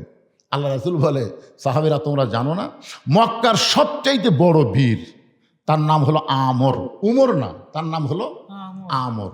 সে কাবা শরীফ দিয়ে শপথ করছে যে আব্দুল্লাহর এতিম পোলাকে হত্যা না করা পর্যন্ত আমি দুনিয়ার কোনো পানি পান করব না। যে আমর 3.5 মণ ওজনের তরবারি নিয়ে যুদ্ধ করে, যে আমর যুদ্ধ করতে যায় তরবারির ওজন হলো 3.5 মণ। যে আমর প্রতি সন্ধ্যায় 21 কেজি খাদ্য খায়, প্রতি সন্ধ্যায় যে খাদ্য খায় তার ওজন হলো 21 কেজি। সাহাবেরা চিন্তা করে আমরা সারা বছরেও তো 21 কেজি খাই না, তাহলে প্রতি সন্ধ্যায় যদি 21 কেজি খায় আর 3 সন্ধ্যা হলে 63 কেজি। হায় হায় কি খানে আলারে। সে কাবা ঘর সে শপথ করছে মুসলমানের নবী হত্যা না করা পর্যন্ত আমি দুনিয়ার কোনো পানিও পান করব না। আল্লাহ রাসূল বলেন সাহাবীরা রে, সে আমর আমাকে হত্যা করার জন্য মক্কা থেকে রওনা দিয়েছে। এই খবর জানার পরে আমার চোখ দিয়ে দর দর করে পানি পড়তেছে। ওসমান গনি বলে রাসূল আল্লাহ, তাহলে আমর আসার আগেই আপনি দোয়া করেন আল্লাহ যেন আমরের হাত পা অবশ করে দেয়। আমর এখানে আসার আগেই আপনি দোয়া করেন, কি করেন? দোয়া করেন আল্লাহ যেন আমরের হাত পাও কি করে দেয়? অবশ করে দেয়। হাত পাও যদি অবশ হয় তাহলে আসে পারবি না। আমাকে একজন বলতে যে হুজুর ওসমান হাদিক যায় গুলি করে হত্যা করলো, আল্লাহ কি করলো? হায় হায় হায়, ওসমান হাদিকে যে গুলি করে হত্যা করলো আল্লাহ কি করলো? ওসমান হাদি যদি আল্লাহর পথেরই লোক হয় তাহলে আল্লাহ তাকে সাইজ করলো না কেন? এরকম কিছু কথা কিন্তু মানুষ বলে, উদ্ভট কথা কয় না। আবার আমার কাছে একজন বলতেছে হুজুর মাটির পুতুল বানায়া করিলা বেহোশ, তুমি যেমনি নাচাও তেমনি নাচে পুতুলের দাও দোষ। তুমি সর্প হইয়া দংশন করো আবার ওজা হইয়া ঝাড়ো, তুমি চোরকে বলো চুরি করো আবার পুলিশ হইয়া ধরো। নাউজুবিল্লাহ খান না কেন? এরকম কিছু লোক নাই যে একটা আবুল সরকার বাড়াছে আল্লাহর নাকি আগামাতা নাই, কখন কি কয় এটা আপনাকে বুঝাই দিব। ওয়ালা তামুতুন্না ইল্লা ওয়া আনতুম মুসলিমুন, মুসলমান না হয়ে মরা যাবে না। এইটা বুঝানোর জন্যই তো আপনাদের বলতে যে ভাইজান একটু মনোযোগ দিয়ে শোনেন। ওসমান গনি বলে রাসূলুল্লাহ হুজুর আপনি দোয়া করেন আল্লাহ যেন আমরের হাত পাও অবশ করে দেয়। নবী তাকায় দেখে প্রত্যেকটা সাহাবী ওসমান গনির সাথে একমত, মানে প্রত্যেকটা সাহাবী ওই কথার সাথে কয় মত? আর সুকুতু আনি রেজা, চুপ থাকাই হলো সম্মতির লক্ষণ। তো নবী কি করছেন? 2 হাত তুলে আল্লাহকে বলতেছে আল্লাহ আল্লাহ, যে আমর আমাকে হত্যা করার জন্য কাবা ঘর সে শপথ করছে আল্লাহ সেই আমরের হাত পা, এই হাত পা কয়াই নবী আর কথা কয় না। হাত পা তারপরে অবস্থা গলাগবে না, কিন্তু নবীকে হাত পা বলতেই নবীর কথা বলতো। ইতিমধ্যে জিবরাইল এসে নবীকে বলতেছে ইয়া আইয়ুহান নাবিয়্যু হারজিল মুমিনিনা আলাল কিতাল। ওগো নবী, যারা আপনার ওয়াজ শুনতেছে, যারা আপনার ওয়াজ শুনতেছে তাদেরকে আপনি সৈন্য হিসাবে গড়ে তোলেন, তাদেরকে আপনি সৈন্য হিসাবে গড়ে তোলেন। যে কোনো সময় মক্কার কাফেরেরা মদিনাকে আক্রমণ করতে পারে, আপনি দোয়া দিয়ে দরুদ দিয়ে মদিনা রক্ষা করতে পারবেন না। মদিনা রক্ষা করতে গেলে কাফের বেঈমানদের বিরুদ্ধে অস্ত্র ধরা লাগবে। জোরে কোন কি ধরা লাগবে? খালি এই 2 হাত না, এই 2 হাতত লাঠি নেওয়া লাগবে। খালি দোয়া দিয়ে কাম সারবেন। মুয়াজ্জিন বলতে যে হুজুর যে হারে গ্রামে চুরি শুরু আছে একটু দোয়া করেন তো আল্লাহ চোরের হাত থেকে যেন ভাদারকে বাঁচায়। এখন ইমাম সাহেব বলতেছে এশার নামাজের পর সবাই বসবেন, ভাই কেউ যাবেন না। সবাই বসেছে, বলে 3 বার সূরা ইখলাস পড়েন, 11 বার দরুদ শরীফ পড়েন, 7 বার আস্তাগফিরুল্লাহ পড়েন। পড়ার পরে 2 হাত তুলে বলতেছে সবাই আল্লাহর কাছে কাঁদবেন, ভাই আল্লাহ আল্লাহ চোরের হাত থেকে ভাদারকে তুমি হেফাজত করো আল্লাহ আল্লাহ, আর যেন এই গ্রামে চুরি না হয় আল্লাহ, চোরের হাত থেকে হেফাজত করো। ইমাম যখন কান্দে কান্দে দোয়া করতেছে, চোর জানলার ওই পার থেকে বলতেছে আমিন আমিন। আচ্ছা চোর আমিন আমিন করার কারণ কি জানেন? যে তোরা দোয়া করে ঘুমায় আর আমি চুরি করি। আর ইমাম সাহেব যদি বলতো চোরের হাত থেকে বাঁচার জন্য ঘরের মধ্যে এসে বলে ফাতেমা তোমার কি কখনো মনে হয় তোমার বাবা বিশ্ব নবী বলে আল্লাহ তোমাকে জান্নাত দিবে? এইটা কি কখনো তোমার মনে হয়? ফাতেমা বলতেছে বাবা আমার সব সময় মনে হয় আমার বাবা বিশ্ব নবী হওয়ার কারণে আল্লাহ তাআলা আমারে জান্নাত দিবে। রাসূল বলে ফাতেমা এই কথা তুমি বড় ভুল মনে করেছো মা, বিশ্ব নবীর মেয়ে হওয়ার কারণে আল্লাহ তোমাকে জান্নাত দিবে না। জান্নাত যদি যাবার চাও তাহলে জান্নাতের আমল করে তোমাকে জান্নাতে যেতে হবে। সঙ্গে সঙ্গে ফাতেমা হাঁটু গেড়ে নবীর সামনে বসে বলে বাবা জান্নাতের আমল কি আমল করা লাগবে? রাসূল বলে ফাতেমা মাত্র 4টা আমল করবা, মাত্র 4টা আমল করবা। 1 নম্বর হলো 5 ওয়াক্ত নামাজ। 5 ওয়াক্ত নামাজ সবসময় না, 5টা বার নামাজ পড়ো। 24 ঘন্টার মধ্যে নামাজের সময় হলো কয়টা? এ ধরে বলেন কয়টা? 5 ওয়াক্ত নামাজ পড়বে ও ফাতেমা। 12 মাসের মধ্যে 1 মাস রোজা রাখবে। সবসময় রোজা রাখা লাগবে না, 12 মাসে 1 মাস রোজা রাখবে। মেয়েদের জন্য 12 মাসে কয় মাস? কথা কয় না কেন? কতগুলো মেয়ে দেখবেন সোমবারে রোজা রাখে, বৃহস্পতিবারে রোজা রাখে, এরকম মেয়ে আছে না নাই? স্বামী এখন শীতের দিন রাতের বেলা খেলবার পারতেছে না, দিনের বেলা একটু খেলাধুলা করবি স্বামী, বুঝতেন? বউ বলতেছে আসো গো গোসলের আগে একটু খেলি। বউ বলতেছে আমি রোজা আছি। কি বুঝলেন? স্বামী এই জন্য মায়েদের বলবো, মা নফল নামাজ নফল রোজা স্বামীর হুকুম ছাড়া করা যাবে না। এ কথা কন না কেন? কথা কন না কেন? আল্লাহ রাসূল বলেছেন, আল্লাহর পরে কাউকে যদি সেজদা দেওয়ার হুকুম থাকতো তাহলে প্রত্যেকটা নারীকে বলা হতো তোমার স্বামীর পায়ে সেজদা করো। এই কথার দ্বারা রাসূল বুঝাইলেন আল্লাহর পরেই মেয়ে মানুষের কাছে সবচাইতে দামি ওই মহান ব্যক্তি হলো তার স্বামী। কোনো বউ যদি নফল নামাজের নিয়ত করে আর স্বামী যদি ডাকে, কেগো, সঙ্গে সঙ্গে নামাজ বাদ দিয়ে স্বামীর ডাকে উত্তর দেওয়া লাগবে। শুধু ফরজ নামাজের নিয়ত করলে স্বামী ডাকলে উত্তর দেওয়া যাবে না, কারণ আগে আল্লাহ তারপরে স্বামী। আমার কথা বুঝলেন? তাহলে রমজানের ফরজ রোজা করো, তো এত রোজা কে করবার কথা রে? হ্যাঁ, রোজা যদি করবার চাস 50 বছরের পরে কর, যখন খেলাধুলা করার শক্তি থাকবে না তখন রোজা কর। এই জুয়ান বয়স আমি একটু অ্যাঙ্গেলে বুঝা দিলাম, পরে আপনার বুঝা নেবেন, বুঝলেন? সব কি আর বুঝা দেওয়া যায়? কে আবার কি গল্প করতেছেন ময়নারা? জনগণ আপনাকে দিকে তাকাই তো, এই জন্য বলতেছি গল্প করলে মেলার যা জিলাপি খাও দাও। কি বিরক্ত হচ্ছেন? একটু মহব্বত না জিকির করেন, লা ইলাহা ইল্লাল্লাহ, জোরে লা ইলাহা, লা ইলাহা ইল্লাল্লাহু মুহাম্মাদুর রাসূলুল্লাহ সাল্লাল্লাহু আলাইহি ওয়াসাল্লাম। আল্লাহ রাসূল বলেন, ফাতেমা সারা বছর রোজা থাকা লাগবে না, মাসে বছরে কয় মাস? 1 মাস রোজা থাকলে রোজার হক আদায় হবে। ও ফাতেমা, সবসময় স্বামীর খেদমত করা লাগবে না। স্বামী যখন খেদমত চাবে তখন খেদমত করবা, নিজের ইচ্ছায় স্বামীর খেদমত করবা না। স্বামী চাইলে খেদমত করবা। মায়েরা শোনেন শোনেন, আপনি যখনই নিজের ইচ্ছায় স্বামী খেদমত করবার যাবেন তখন বোঝা যাচ্ছে আপনার মধ্যে শয়তানি আছে। শয়তানি আছে, হয় স্বামীর বাপের বিরুদ্ধে, না হয় মায়ের বিরুদ্ধে ওয়াজ করবে। তাছাড়া হঠাৎ এরা এতই রাবিয়া হলো দূর থেকে। এই জন্য রাসূল বলেছেন, স্বামী যখন খেদমত চাবে তখন স্বামীর খেদমত করবে। আল্লাহ নবী চোখের পানি নিয়ে বললেন, ফাতেমা শুধুমাত্র পর্দা, শুধুমাত্র সতীত্বের হেফাজত, পর্দা করা, এটার কোনো ওয়াক্ত নাই মা, এটার কোনো সময় নাই, এটা সব সময় ফরজ। মেয়েদের যে আমলটা সব সময় করা লাগবে তার নাম কি? জোরে কর না কেন ভাই রে? আপনাকে এলাকার মেয়ে মানুষ মারা গেলে আপনার কয় কাপড় দেন? 5টা দেন। আচ্ছা আপনারা বলেন তো, মরদ মানুষ আপনারা জানেন যে মেয়েদের যে পুরুষের চাইতে 2টা কাপড় বেশি লাগে, এই 2 কাপড় কোন জায়গায় বাঁধে? এটা শুনালেন? যদি না জানেন তো জানে নেবেন। একটা হলো সিনা বান, মানে বুকত বাঁধে, আর একটা হলো মাথাত বাঁধে। এখন বলেন তো, মরার পরে মাথাত কাপড় বাঁধলো কিন্তু বাঁচা থাকতে চুল বেচা খেলো, তাহলে কি হবে কোন তো? না না, বেঁচা থাকতেই মাথার চুল বেচা খেলো। মেয়েদের মাথার চুল শুধু একজন পুরুষ দেখতে পারবে, সেই পুরুষ হলো তার স্বামী। স্বামীর সামনে মাথায় কাপড় দেওয়া লাগবে না, আর স্বামী ছাড়া বাপ ভাই যারাই হোক সবার সামনে মাথার কাপড় দেওয়া লাগবে। শুধু একজন ব্যক্তির জন্য মেয়েদের মাথার কাপড় দেওয়া লাগবে না, সেই ব্যক্তি হলো তার কি? কথা কয় না রে পারে, স্বামী রে। এই চুল দেখবি স্বামী, স্বামী ছাড়া অন্য কেউ চুল দেখারই সুযোগ নাই। আর কতগুলো ফেরওয়ালা লাড়িয়ায় ছাড়া কিনতে পারে, একেবারে মগজ থেকে বাড়ি করে দিছে, একদিকে 1 টাকা কাঁচা দিছে, এদিকে চুল দিছে, লাটতিছে আর চুল দিচ্ছে।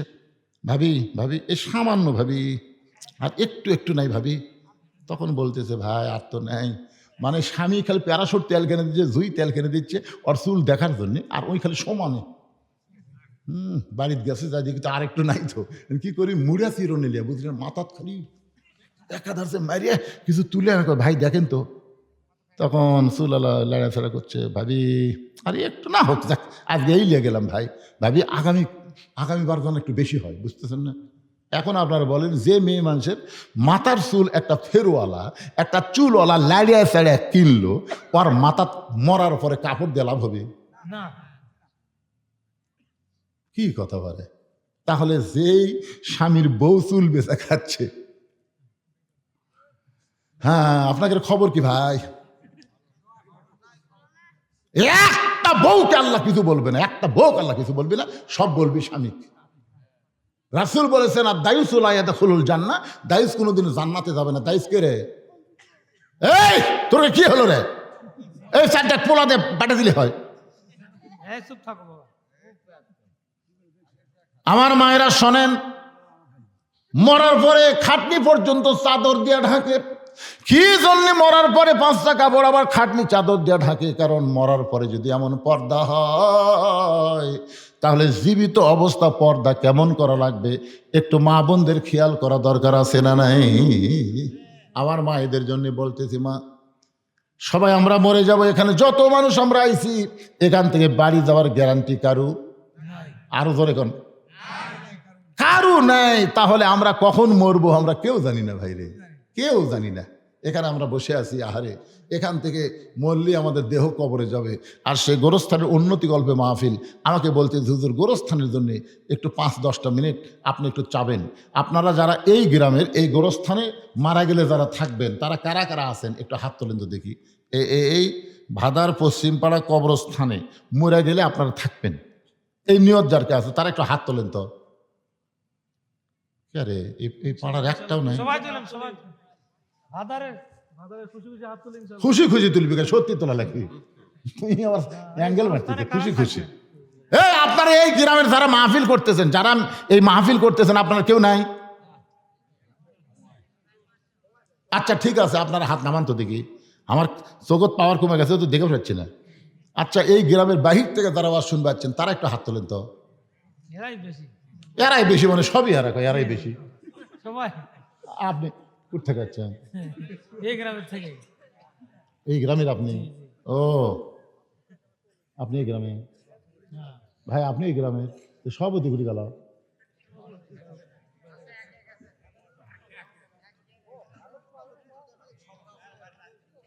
না শোনেন, বাহিরে যারা আসছেন, আপনারা যারা বাহিরে আছেন, বাইরে থেকে যারা আছেন, তাদের কাছে আমার কোনো চাপ নাই, তাদের কাছে কোনো চাপ আছে না। আপনার খুশি মতো আপনাদের বাপ মা কবরে গেছে, যাদের দাদা দাদি কবরে গেছে, শুধুমাত্র তাদের কবরকে জান্নাতের টুকরা বানানোর জন্যে এই গোরস্থানের উন্নতি কল্পে একটা কোরআন শরীফ বাবদ 500 টাকা দেবেন। একটা কোরআন শরীফ বাবদ, কোরআন শরীফ দেওয়া লাগবে না, একটা কোরআন শরীফ বাবদ 500 টাকা দিবেন। 500 টাকা দেওয়া মাত্র আমি দোয়া করে দেব আল্লাহ যেন আপনার বাপ মার কবরকে জান্নাতের টুকরা বানিয়ে দেয়। বাপ মা যদি শীতের দিন বাঁচা থাকতো রে, কত কি কিনে দেওয়া লাগতো না? আজকে সেই বাপ মা অন্ধকার কবরে গেছে, একটু বাপ মা রুহের মাগফিরাতে 500 টাকা কেউ দিবেন যে হুজুর একটা কোরআন শরীফ বাবদ আমার বাপ মায়ের কবরকে জান্নাতের টুকরা বানানোর জন্য 500 টাকা দিয়ে দিলাম। যারা বাইরের লোক আছেন তার কাছে আমার দাবি। আর এই গ্রামের যারা এলা 500 টাকার খাওয়া আছে, ভাই আপনি কত দিবেন কোন তো দেখি কোন?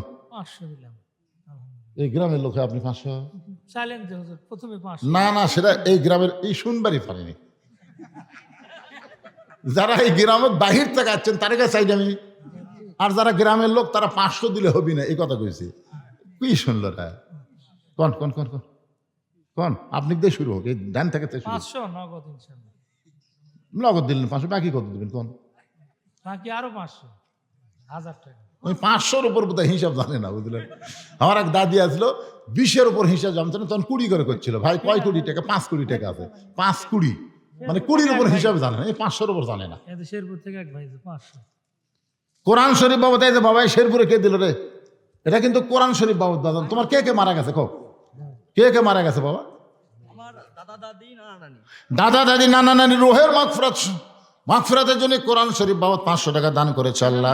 দাদা দাদির কবরকে জান্নাতের টুকরা বানায় দেন। মায়ের জন্য বহু দূর থেকে আইছে দোকান নিয়ে। কে মারা গেছে? বাবা মা দুইজনে মারা গেছে রুহের মাগফিরাতে। কোরআন শরীফ বাবদ 500 টাকা দান করলো। আল্লাহ বাপার কবরকে জান্নাতের টুকরা বানায় দেন। জোরে বলে আল্লাহুম্মা আমিন।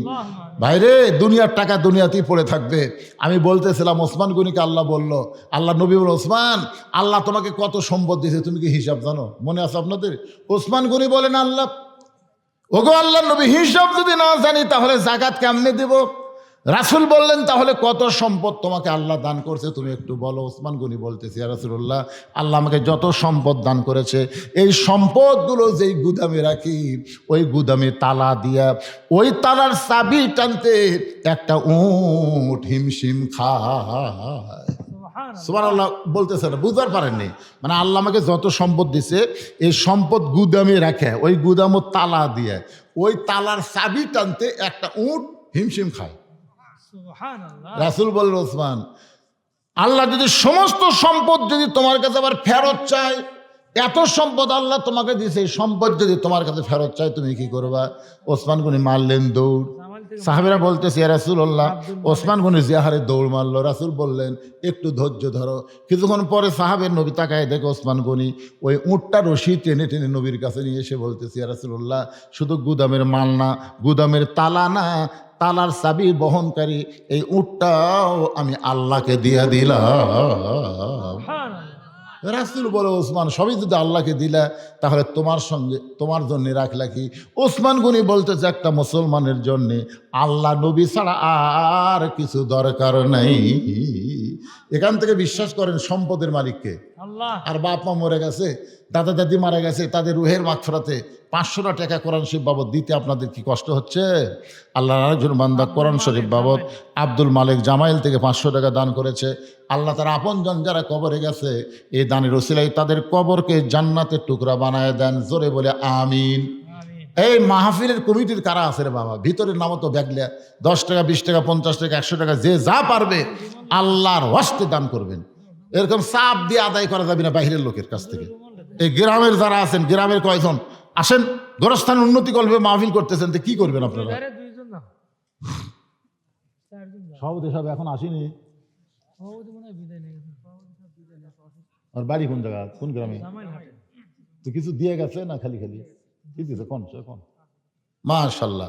আজকের মাহফিলের সম্মানিত সভাপতি সাহেব নগদে 5,000 টাকা দান করছে। আল্লাহ তার দানকে কবুল করুক। জোরে কোন আমিন। আজকের মাহফিলের প্রধান অতিথিও দিয়ে গেছে। কত দিল? প্রধান অতিথি সাহেব 4,000 টাকা দান করেছে। আল্লাহ তার দানকে কবুল করুক। আল্লাহুম্মা আমিন। আব্দুল বারিক, মা মারা গেছে, এই গ্রামে বাড়ি। মা মারা গেছে, মায়ের কথা মনে করে কোরআন শরীফ বাবদ 500 টাকা গোরস্থানের উন্নতি কল্পে দান করলো। আমরা দোয়া করে দিই আল্লাহ তার মায়ের কবরকে জান্নাতের টুকরা বানায় দেখ। জোরে কোন আমিন। এ বাবা, এই গামছার মধ্যে দেন তো, সবাই দেন তো। যারকে বাঁচারই গ্যারান্টি নাই, যে কোনো সময় কবরে যাওয়া লাগবে, জীবনের শেষ দান মনে করে আল্লাহর রাস্তায় দিয়ে দেন। 10, 20, 50, 100 যেটা পারবেন দান করবেন। দুনিয়ারই সম্পদ দুনিয়াতে রবে, ফকির হয়ে মানুষ কবরেতে যাবে। সবাই একটু জিকির করেন, লা ইলাহা ইল্লাল্লাহ, লা ইলাহা ইল্লাল্লাহ। আপনি লেখেন, যা দিবেন সেটা লেখেন তো, নিজের ইচ্ছে করে লেখেন। দেখছেন, এ খাতা কলম নাই এখানে। আচ্ছা, গোরস্থানে কি কি লাগবে আপনাকে? কি কি লাগে দরকার? নিয়ে যাওয়ার চাচ্ছেন? আচ্ছা ঠিক আছে, আচ্ছা ঠিক আছে। আল্লাহর একজন বান্দা যা আসছিল 20 টাকা দান করছে। আল্লাহ দানকে কবুল করেন। আল্লাহুম্মা আমিন।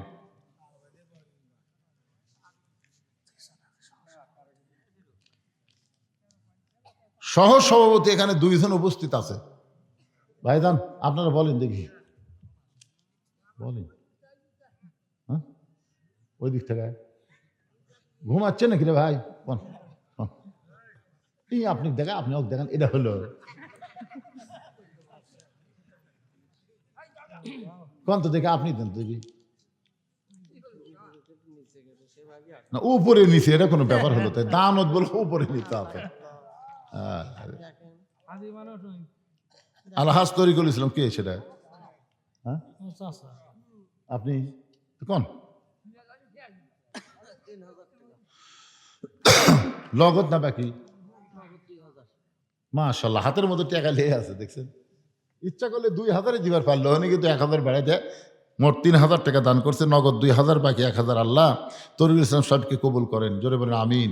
আপনজন যারা কবরে গেছে দানের উসিলায় আল্লাহ তাদের কবরকে জান্নাতের টুকরা বানায় দেখ, জোরে বলে আল্লাহুম্মা আমিন।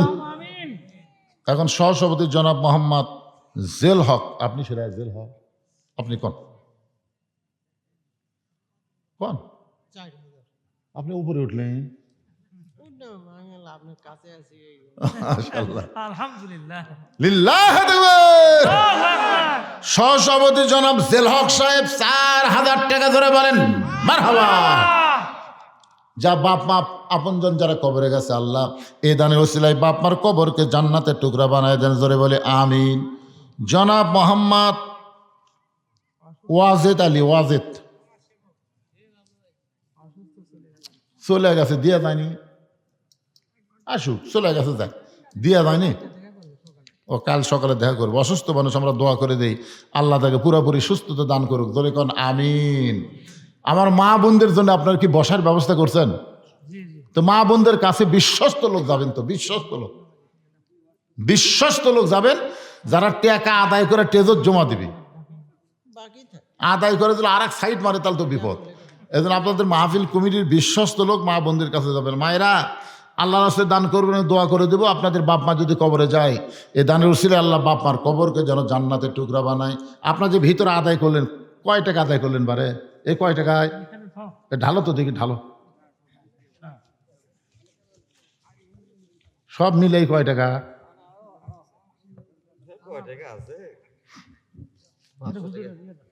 বাইরের লোকের কাছ থেকে কি করবেন? বাইরের লোক খিলাবেন, ওয়াজ শোনাবেন, আর আপনারা দিবেন। আপনাদের গোরস্থান নিজের বাড়ি করতে, আপনার নিজের বাড়ি করতে কোনোদিন মাইক লাগাছেন যে ভাই আমার এই বাড়ি করতে ভাই রে, আমার 10 বছর সিমেন্ট লাগবে ভাই, আমি একটা জানলা কিনে পাচ্ছি না ভাই রে, আমাকে একটা জানলা দাও ভাই। মানুষকে ভাগটা শুরু করতে করে, তোর বাড়ি তুই করে পারিস কর, না পারিস না কর, ভিক্ষা করিস না। তো আপনি বলেন তো, দুনিয়ার বাড়ির যেটা থাকতে পারবে না সেটা আপনি নিজে করলেন, আর গোরস্থানের টাকা ভিক্ষা করা লাগবে?